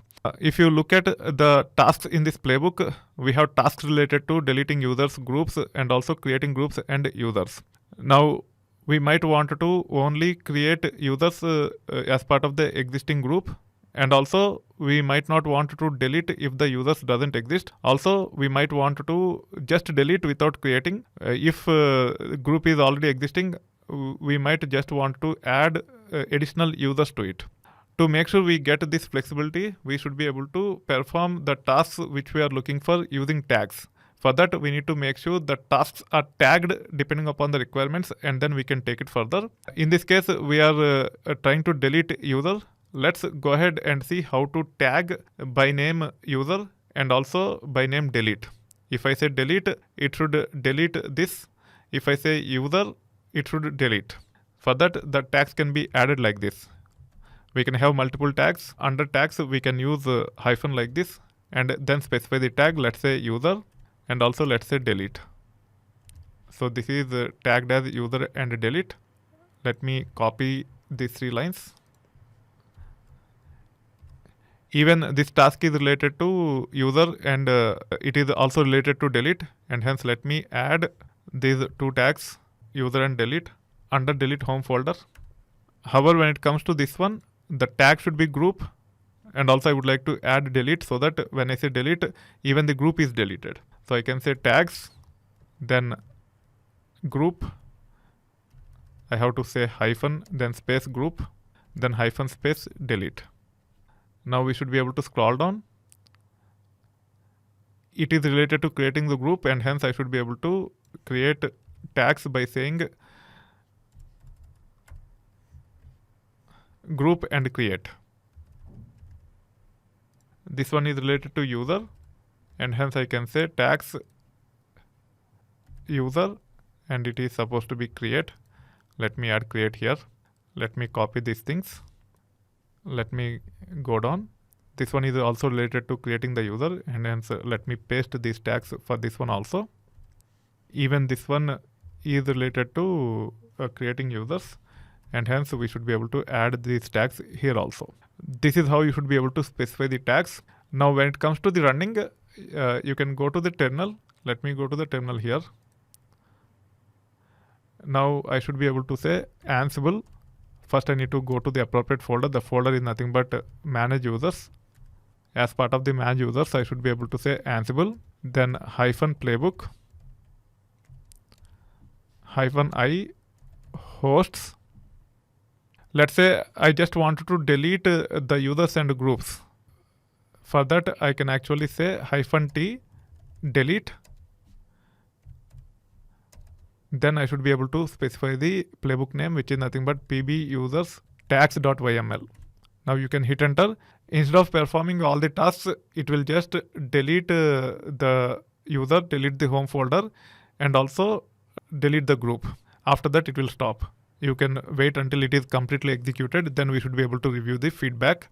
This is the final task which it will execute. You can see after deleting the group, it has stopped.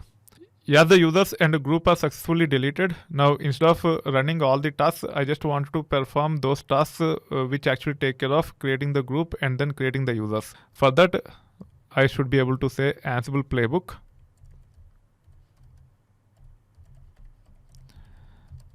Then -i hosts. Then -t create.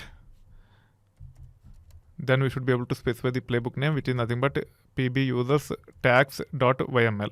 Now we can hit enter and you can see that it is actually running the playbook for us. You can see that it is actually taking care of creating the group directly. It haven't gone to the tasks which are related to delete.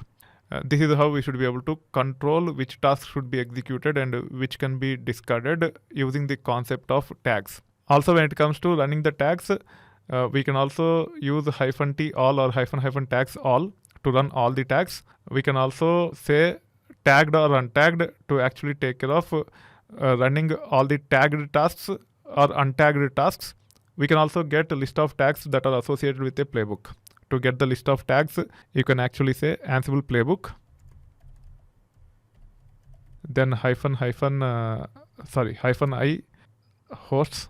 In this case, we don't need to pass hosts information because we are not actually trying to run anything. We just want to list the tags. We should be able to say -list -tags. We have to give the playbook name. The playbook name is nothing but pb users tags.yml. It will actually list the tags associated with it. You can see that there are create, delete, group, and user tags in this playbook. Now, if you want to just take care of adding the group instead of adding groups as well as the users, we should be able to say group. However, it will actually take care of deleting the group and adding the group. As users exist, will not be able to delete the group. It will fail while it attempts to delete the group. Let me delete the users and then we'll take it further. To delete the users, there is no way to actually use combination of tags and delete only the users. To delete the users explicitly, we have to add one more tag for all those tags related to deleting the user. The way we can do it is like this. So I can say delete user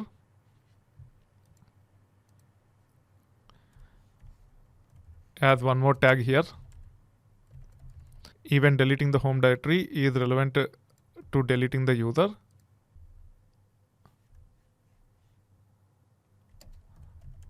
In the similar manner, I would like to have tags just to create the users for the existing groups.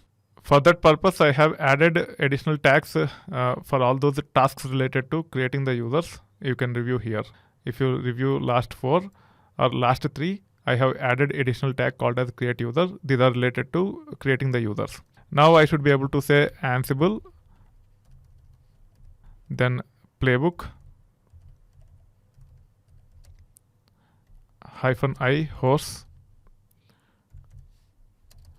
then -t create, not create, delete _user,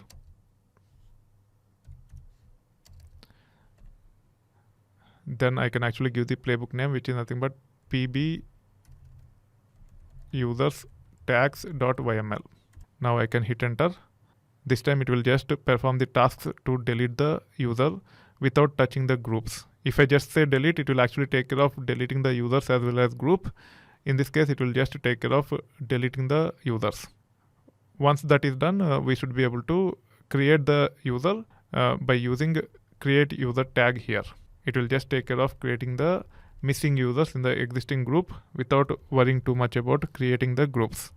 This is how you should be able to streamline the process of executing the tasks that you are interested in by using -t. However, the tasks should be tagged appropriately. Keep in mind that for each and every filter, you need to have a tag as part of the playbook, then only it will work. On top of specifying tags to run tasks, you can also use tagged or untagged. Tagged or untagged are nothing but keywords. If there are few tasks which are not tagged, if you want to run those tasks at any point in time, you should be able to say -t or - tags with untagged. It will take care of running only tasks which are not tagged. In the similar manner, if you have handful of tasks which are tagged, if you want to run all the tasks which are tagged, then you can actually say -t or - tags tagged. It should work in such a way that it run all those tasks which are tagged. As we have understood all the key concepts with respect to tags along with the variables, loops, and also roles, let's go to the details about integrating variables, loops, as well as tags into the roles. I'll be taking care of that as part of the next lecture. As part of the previous lecture, we have gone through the details related to tags. Before that, we have gone through the details related to roles, variables, loops, etc. Now, let's improvise our existing role where we'll be using variables, loops, and also we'll try to tag the tasks that are there as part of the main.yml in tasks associated with the role. The role which we have created earlier is nothing but users. We'll be using that itself. As part of the main.yml, we have tasks with group name and username hard-coded. Now, using PB users tags as reference, which have the logic related to variables, loops, as well as tags, I'll be updating main.yml. For that, I just have to scroll up.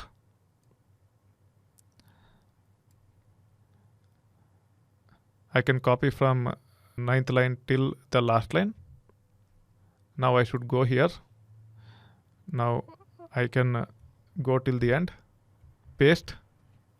Now the content in the main.yml is replaced with the content from pb users tags.yml. Also, I have selected the content and hit shift tab twice so that it is unindented. There should not be indentation before this hyphen. We need to make sure that is addressed before taking it further. You can actually review the details here. Everything from here to last line is appropriate. Now the content contain only the tasks. There are no variables in it. The way you can actually add variables is you can actually go to the playbook from where this main.yml is triggered via role, and then you can update variables over there. The main playbook which is going to trigger is nothing but pb users role.yml. In this, we should be able to specify the variables. Again, let's go to pb users tags.yml. Let's go to the beginning of this file. Let's copy the variables from here.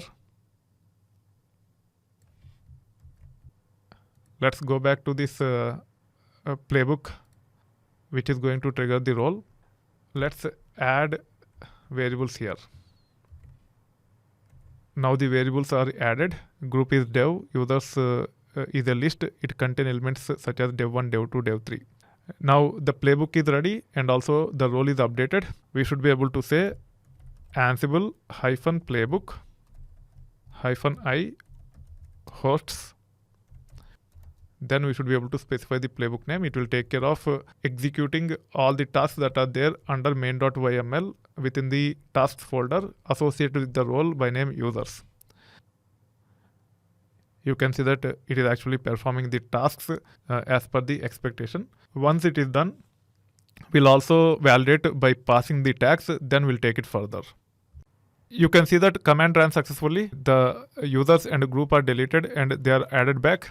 Now let's understand how to use the tags and run this playbook which is actually triggering the role. It is same as what we have seen earlier.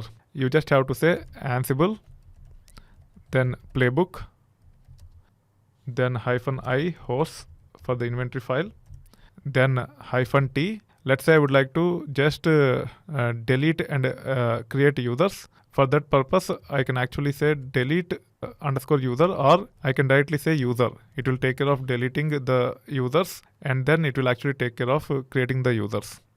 Then I should be able to specify the playbook name. The playbook name is nothing but pb users role.yml. Now it will only handle users without touching the groups. Let's wait until it is executed and we should be able to review the output. You can see that it have actually gone into deleting the user. Now it is deleting the folder. it will skip deleting the group. It will directly get into the creating the user, then adding the .sh folder for those users, and also copying the authorized keys into that .sh folder.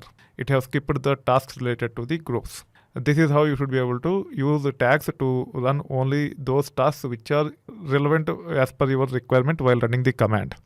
So we have successfully updated the role with variables, loops, and tags, and we have validated. Now let's understand how to pass the variables using vars folder, which is there as part of the role. Under users, you can see that there is a folder called as vars. We should be able to leverage this also to pass the variables. I'll be talking about those details as part of the next lecture.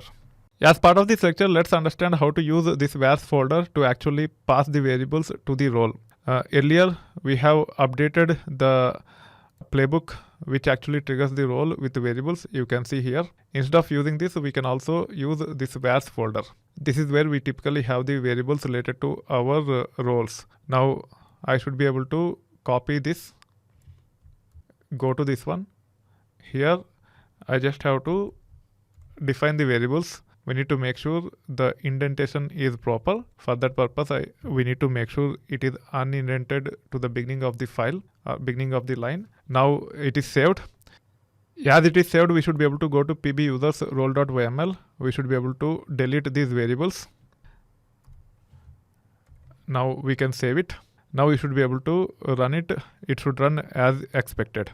I am hitting up a arrow as part of the terminal and then running this.